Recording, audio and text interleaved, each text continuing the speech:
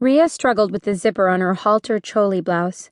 Yet again her designer had ignored her and made the heavily embellished garment far too snug. She sucked in a breath and gave the tiny metal zipper another yank. This time it complied and slid into place under her arm. She adjusted the choli so things weren't pushed up quite so much, hooked the halter straps around her neck, and then pulled on her gagra.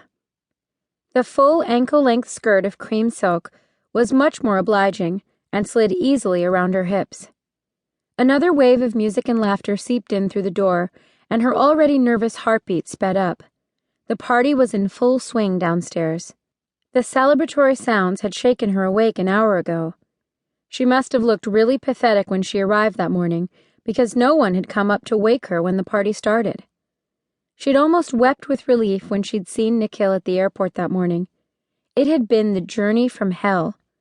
Some psycho-terrorist had brought all of Heathrow Airport to a standstill, and it had taken twice the usual 18 hours to get from Mumbai to Chicago. At home, her aunt had fussed and fed her while Nikhil teased her mercilessly about being such a wimpy traveler. The sound of their beloved voices reverberating against these familiar walls had kneaded all the tension out of her, and she had fallen asleep right there on the couch. She vaguely remembered Nikhil leading her up the stairs. It reminded her of the countless times her uncle had carried her up after she'd fallen asleep in the car driving home from all those weekend dinner parties. She blew the hair off her face and threw herself back on her bed. Her bed. Uma Atya had gone overboard with the girly furnishings when Ria had first come to spend the summer with them when she was 8 years old. Until then, Ria had never seen so much pink. The house she had once shared with her father in Pune, the home he had banished her from, was overridingly gray. Her boarding school was grayer still. The color of Ria's childhood had changed from gray to pink in this house. These brightly colored walls had held within them enough warmth to heal even the most broken child.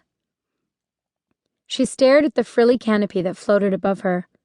Tiny wrinkles crisscrossed the faded pink flowers, and Ria knew her aunt had washed and reattached the canopy in preparation for her visit. She crushed the matching comforter against her nose and sucked in a deep, drugging breath, lemons and lavender and sleep. She had craved this smell, this bed, for so long she never wanted to leave it. But Nikhil was waiting for her downstairs.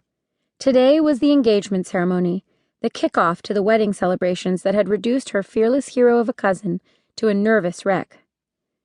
She remembered the relief in his voice when she'd agreed to come home for the wedding, and kicked herself for the 100th time for having hesitated in the first place. "Just come home. Everything will be all right," he had said on the phone that day. She trusted Nikhil with her life, and he worked miracles every day, treating children no one else would go near, in places most people wished didn't exist. But even he couldn't pull off a miracle like that. She dug her elbows into the mattress, pushed herself off the bed, and dragged herself to the bathroom, ignoring the pull of the bed and her weak-willed legs that wanted nothing more than to succumb. She had already washed her hair twice, and dried it. Now she flat-ironed her already straight hair one section at a time, until it took on an unnatural sheen. Vikram had loved her hair, loved to tangle his fingers in it, press his face into it, tug at it when he teased her. She rolled it tightly into a bun and poked in pins to keep it in place.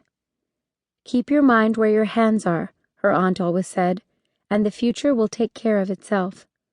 It wasn't working. The future she'd been dreading since Nikhil's phone call was here, and it was far from taken care of.